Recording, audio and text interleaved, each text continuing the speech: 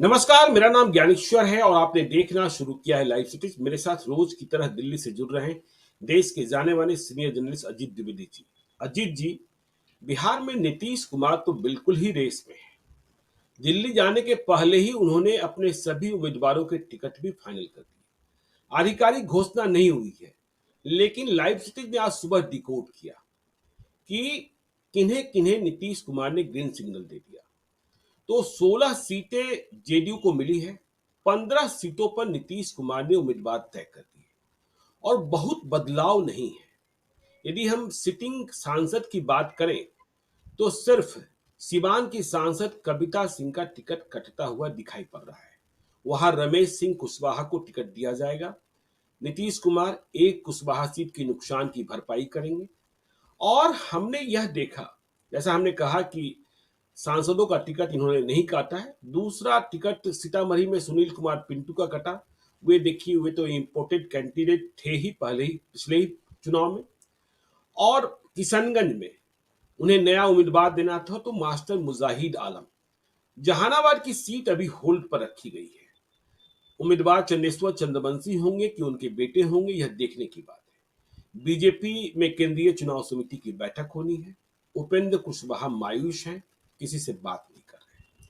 लेकिन पहले हम यह समझें कि नीतीश कुमार ने जिस भरोसे के साथ सभी पुराने सांसदों को टिकट थमा दिया है, क्या नीतीश कुमार ओवर कॉन्फिडेंट है? नीतीश कुमार को अपने काम पर इतना भरोसा है? नीतीश कुमार को क्या लग रहा है कि मेरे किसी भी सांसद के खिलाफ कोई एंटी इनकम्बेंसी नहीं है? क्योंकि कई सांसदों के खिलाफ विरोध के स्वर हमने क्षेत्रों में सुने थे। या फिर हम यह माने कि विपक्ष कमजोर है, या फिर इसे दूसरे तरीके से यह भी कह सकते हैं कि विपक्ष के पास कोई बूथ ही नहीं बचा है। तो पहले नीतीश कुमार की चाल, नीतीश कुमार की तेजी, इसे ही हम लोग समझने की कोशिश करें कि क्या ऐसा हुआ कि नीतीश कुमार ने सभी पुराने सांसदों को दोहरा दिया और कि आप जाइए। देखिए, न गोपाल मंडल के विरोध की चिंता की गई, और भी कई जगहों पर कुछ आश्वासन थे, नहीं सभी पुराने लड़ेंगे, कोई बात नहीं है।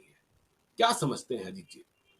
देखिए ज्ञानेश्वर जी, इसमें दो तीन बातें हैं। जैसे पहली बात तो ये है कि जब आप इनकम्बेंट को रिपीट करते हैं, मतलब जो है जी। उसको रिपीट करते हैं, तो उसमें एक तरह से आप उसके काम पर भरोसा जताते हैं, अपने काम पर हुँ, भी भरोसा जताते हैं और उसके काम पर भी भरोसा जताते हैं। जी। जैसे ही आप टिकट बदलते हैं या किसी को हटाते हैं, तो उसमें वो एक दोधारी तलवार पर चलने की तरह होता है, उसका नुकसान भी हो सकता है। जैसे अभी हरियाणा में मुख्यमंत्री बदला बीजेपी ने, तो ये जी। चौतरफा चर्चा है कि इसका मतलब कि वो 9.5 साल फेल रहे हैं, तभी हुँ, आपने चुनाव के पहले बदला। अपोजिशन चाहे तो इसका नैरेटिव क्रिएट कर सकता है कि वो अक्षम थे इसलिए आपने बदला है। जी। उन्होंने काम नहीं किया है इसलिए आपने बदला है। तो जब हुँ, आप इनकम्बेंट को रिपीट करते हैं तो उसमें जोखिम तो होता है, हुँ, लेकिन किसी नए आदमी को ले आने से अपेक्षाकृत कम जोखिम होता है। हुँ, तो ये फिर आप जा करके कह सकते हैं वहाँ बेबाकी के साथ और पूरी मजबूती के साथ कि इन्होंने बहुत अच्छा काम किया है इसलिए हम इनको दिए हैं। और लोकसभा का क्षेत्र इतना बड़ा होता है ज्ञानेश्वर जी कि लोगों को ये लगेगा कि अच्छा चलिए हमारा नहीं हुआ तो कहीं और इन्होंने काम किया होगा। जी। अगर आप हटाएँगे तो विफलता चौतरफा विफलता की का नैरेटिव बनेगा। चारों तरफ का हुँ, आदमी समझेगा कि इन्होंने काम नहीं किया। हुँ, जब आप उसके काम पर भरोसा जताते हैं तो ये लोग मानने लगते हैं कि भाई हमारे यहाँ नहीं हुआ तो कहीं और हुआ होगा, इन्होंने काम किया है। तो एक तो ये पहला कारण होता है, हमेशा जब भी आप इनकम्बेंट को रिपीट करते हैं तो उसके पीछे ये लॉजिक काम करता है। जी। दूसरी बात क्या है, नीतीश कुमार के मामले में अगर स्पेसिफिकली बात करें बहुत खास अंदाज में सिर्फ उन्हीं की, तो उन्होंने पहले ही पिछले ही चुनाव में अपने समीकरण में फिट बैठने वाले लोगों को ही चुनाव लड़ाया है। हुँ, उसमें समीकरण नहीं बदलना है। जातीय समीकरण, जिस समीकरण के लोगों को उन्होंने लड़ाया था, उसमें बहुत चेंज नहीं है। उनको पता है कि किस वोट बैंक को एड्रेस करके, किस कास्ट इक्वेशन को एड्रेस करके कैंडिडेट देने हैं। तो जी। जब कैंडिडेट उसी कास्ट का देना है, उसी कम्युनिटी का देना है, मैक्सिमम जगहों पर, एक आध जगह की बात नहीं करें, अपवाद होगा, एक आध 2 जगह 3 जगह बदल सकता है, लेकिन मैक्सिमम जगह उनके जो उनका समीकरण फिट बैठा हुआ है। जिस समीकरण का वोट आधार है उनका, जिस समीकरण के साथ बीजेपी का समीकरण मैच करता है, उस जी। समीकरण को ध्यान में रख के उन्होंने पहले से कैंडिडेट दिया हुआ है। जब वहाँ कास्ट और कम्युनिटी नहीं बदलनी है, तो कैंडिडेट को बदलने का कोई बहुत असर नहीं होगा, उल्टे नुकसान हो सकता है। ये एक दूसरा लॉजिक होता है कि जब हमने समीकरण बिठा करके दिया है, कहीं समीकरण खराब है या समीकरण बदल रहा है, हो सकता है कि अगर नीतीश कुमार आरजेडी के साथ लड़ते तो इस कास्ट इक्वेशन पर उनको नहीं लड़ना होता और तब वो कैंडिडेट बदलते। लेकिन हाँ, बीजेपी के कास्ट इक्वेशन में सेम इक्वेशन में लड़ना है तो बदलने का मतलब नहीं होता है। फिर नहीं तीसरा इसका लॉजिक मतलब क्या यह भी मान नहीं इसका मतलब क्या यह भी माने कि नीतीश कुमार मानते हैं कि लोकसभा का चुनाव जो है वह उम्मीदवार के नाम पर तो हो नहीं रहा है, वोट तो मिलना है या तो नरेंद्र मोदी को या नीतीश कुमार को। तो जब हम दोनों ही सक्षम हैं तो फिर बदलाव की जरूरत क्या है? हाँ, तो वही अब तीसरा 2 लॉजिक और मेरे थे जो उसमें जी। एक तो आपने बता ही दिया ये लॉजिक है कि हम्म, नरेंद्र मोदी ने कहा हुआ है कि कमल का फूल निशान है और हम्म, प्रधानमंत्री बनना है तीसरी बार नरेंद्र मोदी हम्म, को। तो उनको बनाने के लिए चुनाव होना है और उन्होंने नरेंद्र मोदी ने नीतीश कुमार पर भरोसा किया है, उनको मुख्यमंत्री बनाया है। तो जो भी समीकरण है, एनडीए का समीकरण बहुत मजबूत है और उसके नाम पर वोट होना है, तो जी। उम्मीदवार निराकार है। वैसे भी हम्म, नीतीश कुमार के उम्मीदवार निराकार ही हैं, उम्मीदवारों का तो कोई हम्म, मतलब होता नहीं है, उनके उम्मीदवार क्या होते हैं वो हम लोग पहले भी बात कर चुके हैं। आप जी। पटना में देखते होंगे, हम दिल्ली में पार्लियामेंट में देखते हैं उनके सांसदों को। तो वो जी। निराकार हैं, ऑलरेडी निराकार लोग हैं। हम्म, तो एक तो वो हो गया। चौथा लॉजिक ये होता है कि कितना भी निराकार हो, अगर एक बार दो बार एमपी रहा है तो उसका एक आधार अपना बन जाता है पर्सनल। तो हम्म, अगर वो नाराज होता है तो किसी नए व्यक्ति के, ऐसे व्यक्ति के जो कभी एमपी नहीं रहा है, उसकी नाराजगी के मुकाबले मौजूदा एमपी की नाराजगी फिर भी ज्यादा होती है, ज्यादा मैटर जी। करती है। अगर जमीन पर मैटर नहीं करे तो परसेप्शन क्रिएट करने में ये ज्यादा काम आता है कि देखिए उनके सीटिंग एमपी ने छोड़ दिया। हम्म, देखिए उसका कितना असर होगा चुनाव में वो अलग चीज है। लेकिन भाजपा के सांसद हैं राहुल कसवां राजस्थान के चूरू से, उन्होंने छोड़ दिया तो नेशनल मीडिया में ये इशू बना कि जी। बीजेपी के एमपी ने पार्टी छोड़ी और कांग्रेस ने उनको टिकट दिया। हम्म, बीजेपी के राज्यसभा सांसद अजय प्रताप सिंह ने रिजाइन किया मध्य प्रदेश में, तो राष्ट्रीय खबर बनी। उनका कार्यकाल 15 ही दिन बचा हुआ था राज्यसभा का, जी। लेकिन उन्होंने रिजाइन किया तो ये खबर बनी। तो हम्म, जो मौजूदा है, जो पद पर है, उसके उसकी नाराजगी जो है बड़ी खबर बन जाती है और फिर मीडिया में और अपोजिशन को एक नैरेटिव बनाने का मौका मिलता है कि वो नैरेटिव बनाए कि देखिए इनके यहाँ नाराजगी और भगदड़ मच गई। हाँ, तो वो उस बिहार में वक्त ही देखिए ना अजीत जी, अभी मंत्रिपरिषद का विस्तार हुआ। नीतीश कुमार ने पुराने चेहरों पर ही भरोसा किया। बीजेपी ने तमाम चेहरे बदल दिए, 2-4 चेहरे छोड़ कर कर। तो कहा ये जा रहा है कि देखिए तारकिशोर प्रसाद फेल हो गए थे, फला फेल हो गए थे, इसलिए उन्हें नहीं जगह दी गई। तो फेल होने का ठप्पा तो लग ही गया, जो बीजेपी के पुराने मंत्री थे जिन्हें फिर से मंत्री नहीं बनाया गया, नीतीश कुमार ने सभी को पास कर दिया। बिल्कुल, तो ये फेल होने का नैरेटिव बन सकता है। अभी देखिए अपोजिशन पता नहीं किस तरह से इस चीज़ को प्ले कर रहा है, हम्म, लेकिन वो अगर अपोजिशन मजबूत हो, उसका अपना एक प्रबंधन हो, प्रचार का तंत्र हो उसके पास, तो इसको वो लोगों तक पहुँचा सकता है कि देखिए इनके फुल फेल हो गए, 2-2 उप मुख्यमंत्री थे, वो लोग फेल हो गए, ये लोग किसी लायक नहीं है। इसलिए जी। बार-बार नए लोगों को ले आए, तो फेल होने का नैरेटिव बनता है और नाराज़ होने और भगदड़ मचने का भी एक नैरेटिव बनता है। हम्म, मान लीजिए कि आप सिटिंग एमपी की टिकट काट दें और आप 6 की काटें, उसमें से 3 भी अगर नाराज होते हैं, तो उसका बड़ा नैरेटिव बन जाएगा कि इनके यहाँ भगदड़ मच गई, पार्टी के अंदर अंदरूनी मतभेद है। नहीं नाराज हो, तब भी वो भीतरघात कर सकता है।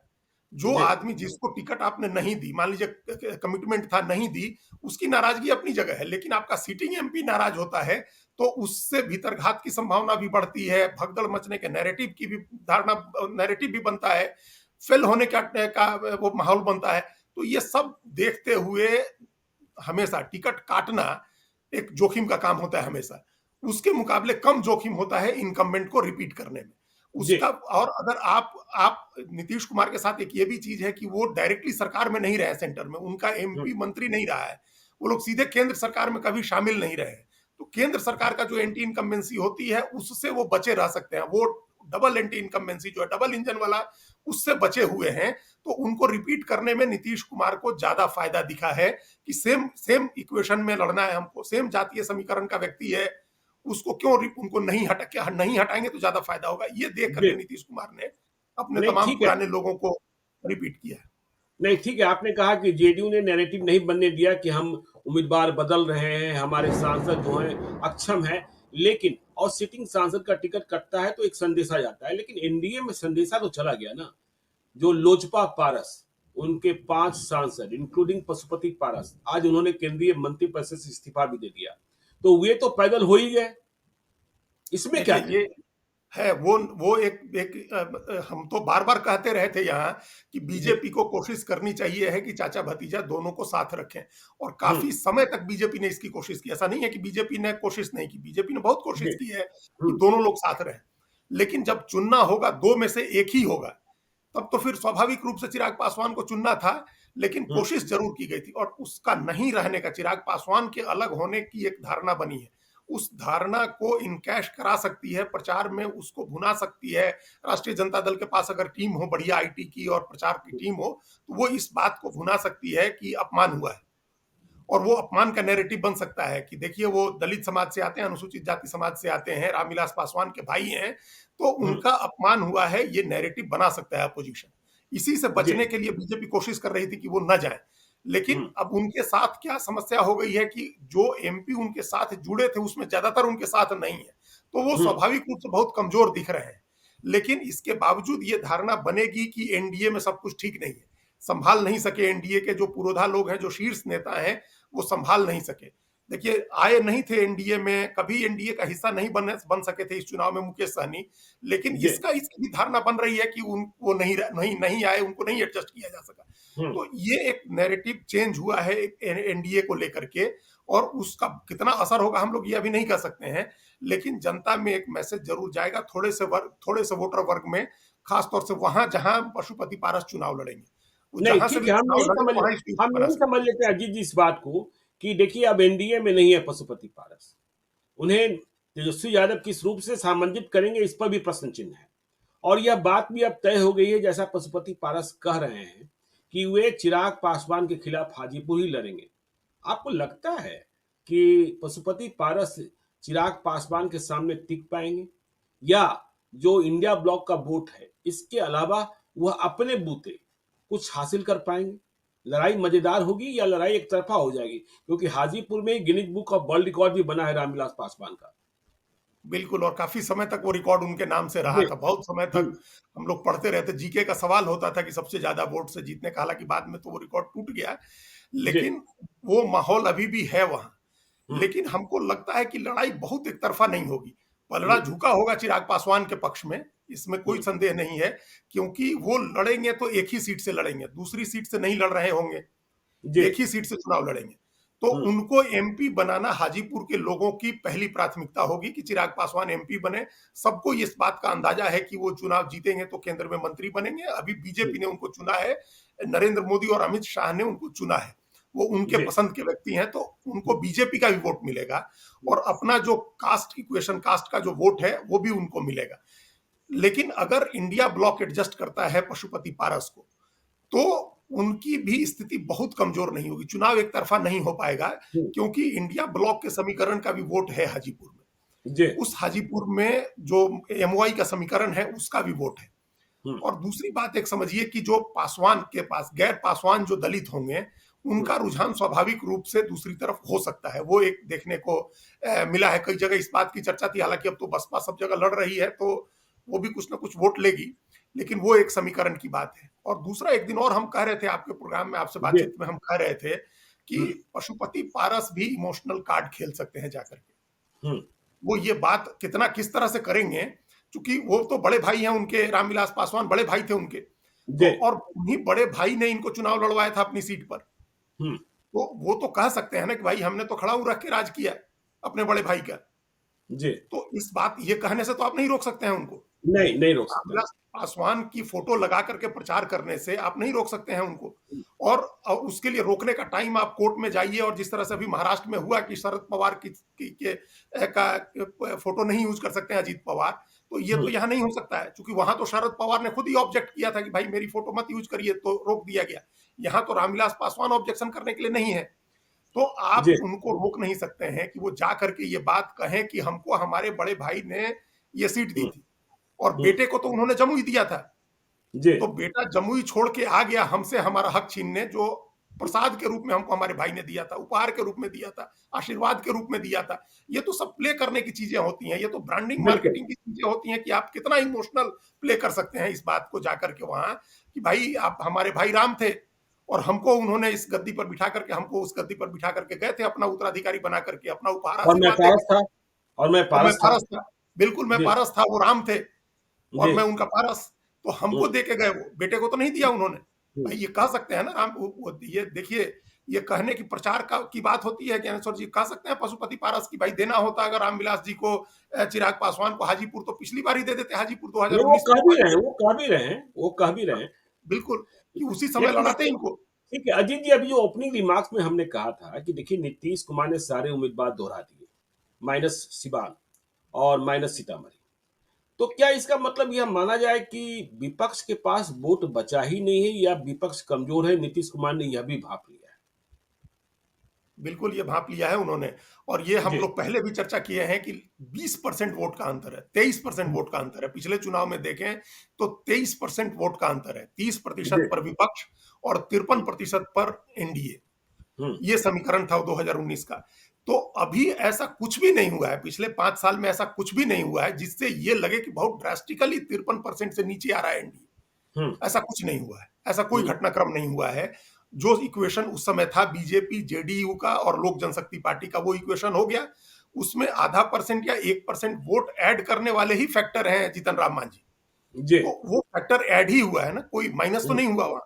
हुँ, तो माइनस कुछ नहीं हुआ, प्लस हो सकता है, प्लस नहीं भी हो तब भी यथास्थिति रह सकती है।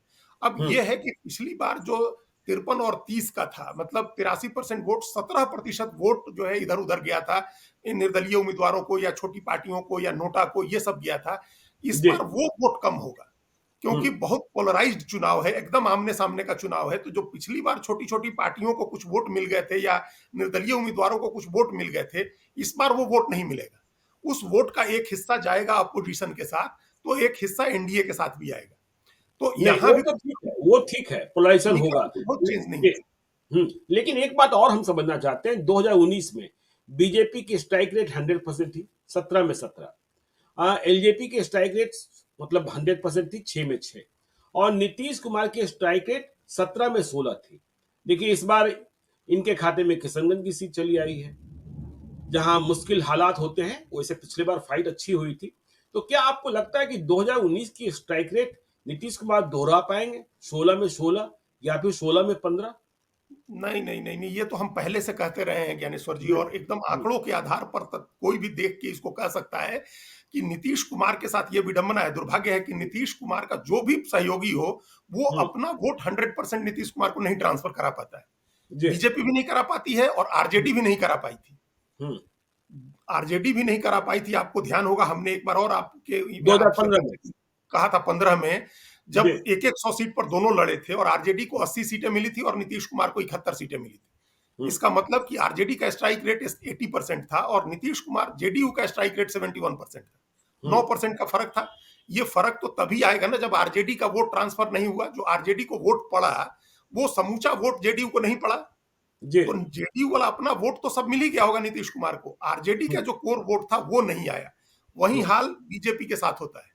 देखिए पिछली बार भी एक सीट हार गई जनता दल यू, और उसके जी। पहले भी आप देखिए, जो हम लोग बार बार 2010 का एग्जाम्पल देते हैं, तब हम्म, भी 83% का स्ट्राइक रेट था नीतीश कुमार का और 91% का स्ट्राइक रेट था बीजेपी का। उसके 100 में से 91 जीते थे लोकसभा में, विधानसभा में, और नीतीश कुमार के 143 में से 116 जीते थे। इनका जी। 83% स्ट्राइक रेट था और हम्म, बीजेपी का 91% था।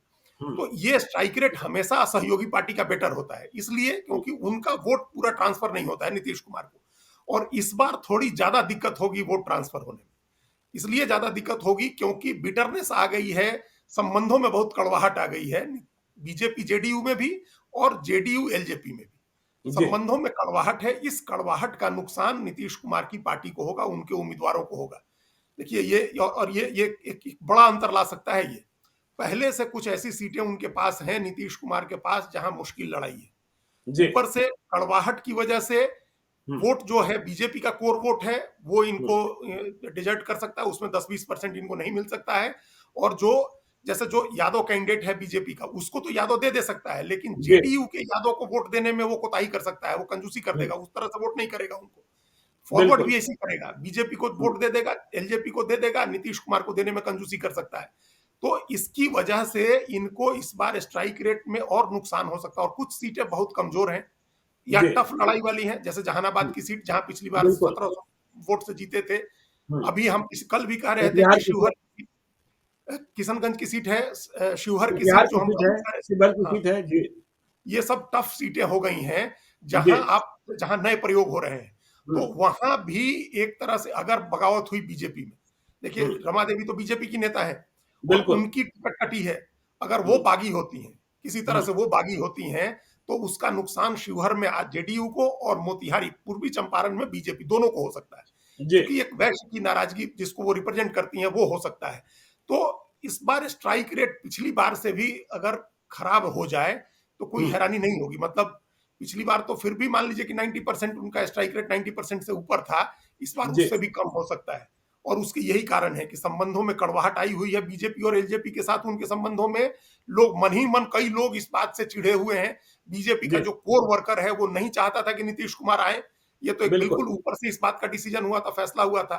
तो ग्राउंड लेवल पर जो कोऑर्डिनेशन होना चाहिए था, अलायंस सीमेंटेड होना चाहिए था, वर्कर्स में जो भाईचारा बनना चाहिए था, वो नहीं बना है।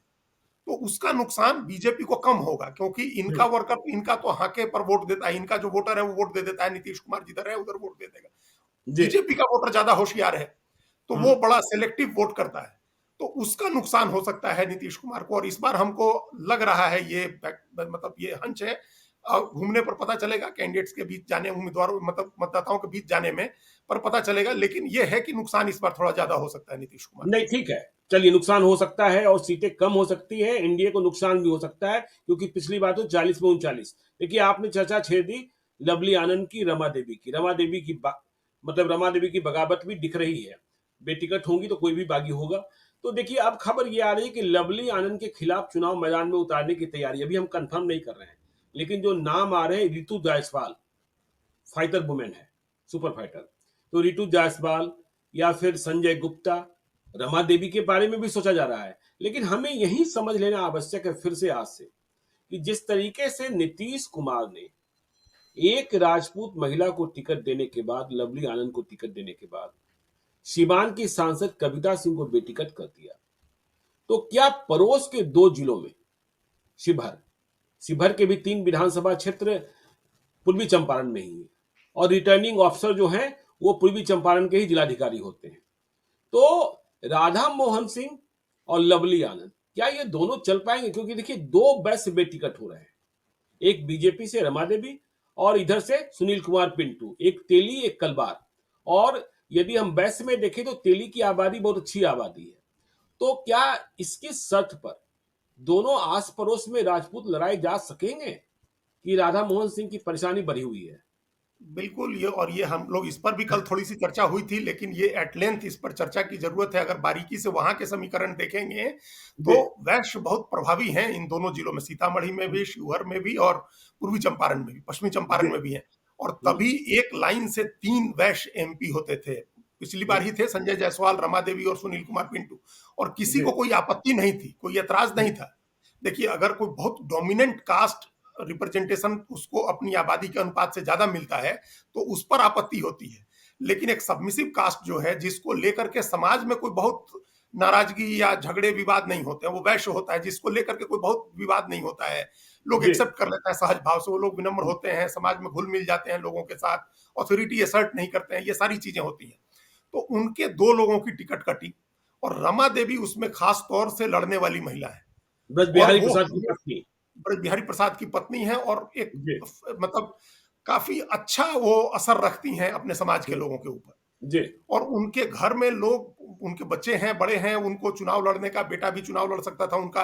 तो उनके पास ऐसा नहीं था कि घर में कोई उनका उत्तराधिकार संभालने वाला नहीं था। अच्छा, रमा देवी तो का बेटा है? शायद बिल्कुल, मुझे। बिल्कुल, कुणाल अच्छा। है और अच्छा बिज़नेस अच्छा। करता है। और तो जी। उस वो लड़ सकता था उनके यहाँ। हम्म। लेकिन क्या प्रॉब्लम है कि हम्म। टिकट कट गई सीधे डायरेक्टली, और जी। टिकट काट करके, और वो ऐसा नहीं है कि किसी वैश्य दूसरे वैश्य को दिया गया, तो आप फिर उस न्यूट्रलाइज़ कर सकते थे उस फैक्टर को। जी। राजपूत लड़ाते हैं तो इसका रिएक्शन बाकी जातियों में भी होगा, पूर्वी चंपारण में भी होगा और शिवहर में भी होगा। दोनों सीट्स जी। मुश्किल में आएगी। देखिए, हम बार-बार हम कल भी कह रहे थे कि राधा मोहन सिंह हमेशा इस बात की चिंता में रहते थे कि कहीं रमा देवी की टिकट कटी तो वो मोतिहारी की सीट खराब कर सकती हैं। बिल्कुल। शिवहर से ज्यादा मोतिहारी की सीट, पूर्वी चंपारण की सीट पर असर है ज्यादा, और वो बहुत ही वैश्य डोमिनेटेड सीट है। कल भी हमने कहा था कि प्रभावती गुप्ता एमपी होती थी और रमा देवी भी एमपी रही हैं वहां से आरजेडी के जी। टिकट से। और हम्म। ये ऐसा नहीं है कि चुपचाप जाकर के बैठ जाएंगी पार्टी का अनुशासन मान के। रमा देवी आरएसएस के ट्रेनिंग वाली तो है नहीं कि वो कोई नहीं, पार्टी का अनुशासन मान करके बैठ वो तो जाएंगी। आरजेडी में रही है, आरजेडी से एमपी हुई हैं। बिल्कुल आरजेडी से एमपी रही हैं, उनके हस्बैंड आरजेडी से एमएलए थे, मंत्री थे, बिजली मंत्री बिहार के थे और बहुत जी। ताकतवर नेता थे। तो हम्म। अगर वो लड़ने की सोच लेती हैं तो तीनों सीटों का समीकरण प्रभावित होगा, सीतामढ़ी, शिवहर और पूर्वी चंपारण। इसलिए जी। बीजेपी को सोचना होगा कि हम शिवहर और मोतिहारी दोनों, शिवहर और पूर्वी चंपारण दोनों राजपूत लड़ाए या नहीं लड़ाए। हम्म। बीच में कहीं मोतिहारी में या शिवहर में तो अब दे दिया लवली आनंद को, तो मोतिहारी में कोई प्रयोग हो सकता है, कोई प्रयोग वैश्य लड़ाने का या कोई दूसरा कास्ट लड़ाने का वो प्रयोग हो सकता है।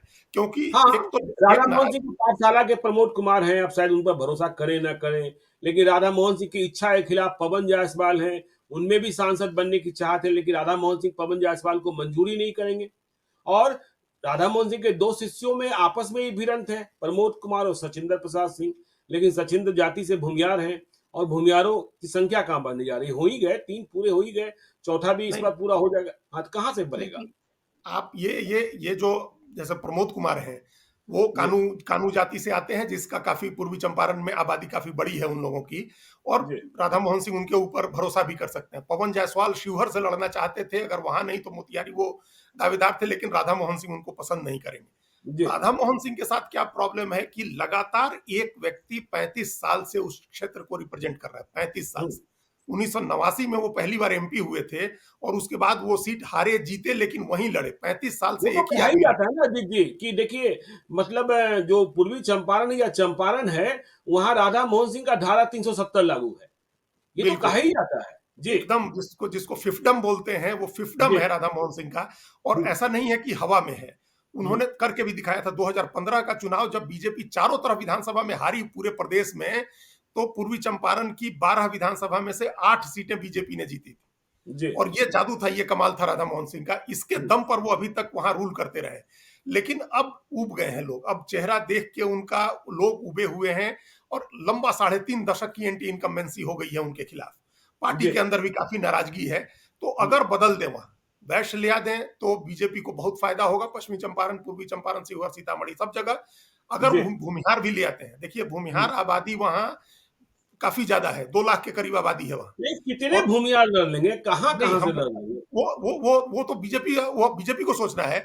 लेकिन जी। हमको राधा मोहन सिंह जी ने स्वयं कहा था, हम लोग एक दिन पटना एयरपोर्ट के वीआईपी लाउंज में बैठे थे, और जी। उन्होंने हमको कहा, भोजपुरी में कहा उन्होंने, कि जाना तारा कितना वोट बा राजपूत के चंपारण, पूर्वी चंपारण में। फिर हम्म। उन्होंने बताया कि सिर्फ 50,000 वोट है, अच्छा। पूरे लोकसभा क्षेत्र में राजपूत का सिर्फ 50,000 वोट है। हम्म। और ये बात उन्होंने खुद हमको कही थी। तो हम्म। हमको ऐसे, हम लोग को अंदाजा था, लेकिन उन्होंने कहा कि सिर्फ 50,000 वोट। और वो भी एक तरफ, एक कंसोलिडेटेड है मधुबनी, जहां के वो रहने वाले हैं, मधुबन, मधुबन। मधुबनी विधानसभा सीट में। जी। बाकी फिर थोड़ा बहुत केसरिया में वोट है वो। तो हम्म। इसलिए ये कोई ऐसा बड़ी चीज नहीं है कि कास्ट के इक्वेशन के हिसाब से अगर वोट कट जाए और दूसरा जो ज्यादा आबादी वाले लोग हैं, जैसे हम्म। भूमिहार हैं या वैश्य हैं, उनको मिल जाए, तो उसमें समीकरण बीजेपी का बैठ जाएगा, चारों तरफ समीकरण वो ठीक हो जाएगा। ऐसे हम्म। एक लेवल पर समीकरण थोड़ा बहुत ठीक किया है। अगर ये जैसे नीतीश कुमार ने कविता सिंह की टिकट काट दी है वहां, तो हम्म। एक समीकरण, चूंकि एक लाइन इसी इलाके में 4 या 5 राजपूत हो जाते, अगर राधा मोहन सिंह लड़ते और लवली आनंद लड़ती, कविता सिंह भी रहती, तो रूढ़ी और सिगरीवाल केजरीवाल। पांच जी। 5 कैंडिडेट हो जाते। तो हम्म। इस समीकरण को तो निश्चित रूप से डीस्टेबलाइज करना होगा, क्योंकि कई बार ऐसा होता है ना कि यथा स्थिति बहुत मैटर नहीं करते, डिसरप्शन कई बार मैटर कर जाता है। कई बार डिसरप्शन का फायदा हो जाता है कि आप उलट पलट कर दीजिए, तो उसका फायदा हो जाता है। तो जी। वो उलट पलट की चीज देखनी होगी शिवहर, सीतामढ़ी और पूर्वी चंपारण का समीकरण बनाने के लिए। नॉर्थ में ये सबसे ज्यादा डिस्टर्ब होने वाला एरिया है बीजेपी जेडीयू के लिए। ठीक है, तो चलिए इस पर तो चर्चा कर ली हम लोग। देखिए, संवाद के आखिरी चरण में आते हैं उपेंद्र कुशवाहा की बात। उपेंद्र कुशवाहा कल से कोक भवन में है, उनके कोई समर्थक भी, माधव आनंद भी किसी का फोन नहीं उठा रहे हैं, और कोई भी प्रवक्ता बोलने को तैयार नहीं है। उपेंद्र कुशवाहा प्रेस कॉन्फ्रेंस में भी नहीं गए थे, और प्रेस कॉन्फ्रेंस के समय कहा गया कि वे रास्ते में फंसे हुए हैं, दिल्ली जस्ट लैंड किए हैं, लेकिन इसके बाद कोई तस्वीर आई भी नहीं है जिसमें उन्होंने बीजेपी के नेताओं से मुलाकात की हो या बीजेपी के नेताओं ने उन्हें जाकर मनाने की कोशिश की। ये तस्वीर भी नहीं आई है। और कल जाकर वे मुंबई में छगन भुजबल से भी मिले थे, और आज महाबली सिंह कह रहे थे, मतलब हमारी रिपोर्टर समरीन ने बात की कि देखिएगा, उपेंद्र कुशवाहा चुनाव नहीं लड़ेंगे एनडीए से, और मैं ही लड़ूंगा। तो उपेंद्र कुशवाहा क्या तैयार नहीं होंगे? उनकी पार्टी राष्ट्रीय लोक मोर्चा सिंबल भी अब तक नहीं पहुंचा है। तो ये सारी तकनीकी परेशानियां हैं और बीजेपी की चाल। उनके समर्थक मान रहे हैं कि बीजेपी ने फंसा दिया है। देखिए, वो तो उनके अंदर, उपेंद्र कुशवाहा के अंदर ना एक आत्मघाती प्रवृत्ति है। जी। वो कई बार अपना नुकसान कर लेते हैं। हालाँकि उस हम्म, कई बार बहुत टफ डिसीजन लेने का, बहुत दुस्साहसी फैसला करने का उनको लाभ भी हुआ है। हम्म, लेकिन वो कई बार अपने को नुकसान पहुँचाने वाला फैसला भी कर लेते हैं। फिर वो करेक्ट करते हैं, तब तक देर हो जाती है, क्योंकि राजनीति इतनी गतिमान है, इतनी डायनामिक चीज़ है कि हर दूसरे दिन इक्वेशन बदल जाता है। आप कोई इक्वेशन इंतज़ार नहीं करता है। अब जी। 90 के दशक की तरह या 15-20 साल पहले वाला दौर नहीं है कि राजनीति ठहरी हुई रहती थी, एक ही नेता होते थे, उन्हीं के नेतृत्व में सब कुछ चलता रहता था, लोग वेट करते थे। अब नहीं, बहुत ज़्यादा डायनामिक हो गई है पॉलिटिक्स। तो हम्म, अब ऐसे डायनामिक समय में इंतज़ार नहीं करेंगे, ना मतदाता इंतज़ार करेंगे, ना कोई पार्टी इंतज़ार करेगी। जी। उनके साथ एक प्रॉब्लम है कि वो इस तरह के डिसीजन कर लेते हैं कई बार। तो वो नाराज़ होंगे, निश्चित रूप से नाराज़ होंगे, क्योंकि उनको अपनी हैसियत उन्होंने बनाई है या वो मानते हैं, उससे काफ़ी कम के की सीटें हम्म, उनको मिली है। सिर्फ़ 1 सीट उनको मिल रही है, वो भी एक नीतीश कुमार की कृपा पर काराकाट की सीट मिल रही है। ये मैसेज हो रहा था कि वो अपने दम से कोई टिकट नहीं ले पाए। जिस जी। तरह से चिराग पासवान ने अपने दम पर बार्गेनिंग की है, हम्म, या नीतीश कुमार ने अपने दम पर बार्गेनिंग की है, वैसी बार्गेनिंग उपेंद्र कुशवाहा नहीं कर पाए हैं, ये मैसेज था। तो इसका मैसेज उनके मतदाता जो हैं, उनके बीच में इनकी नेतृत्व की जो क्षमता है, वो उस पर प्रश्न चिन्ह लग गया था। तो जी। अब उसको ठीक करने के लिए बीजेपी से लड़ना क्या अच्छी स्ट्रेटजी होगी?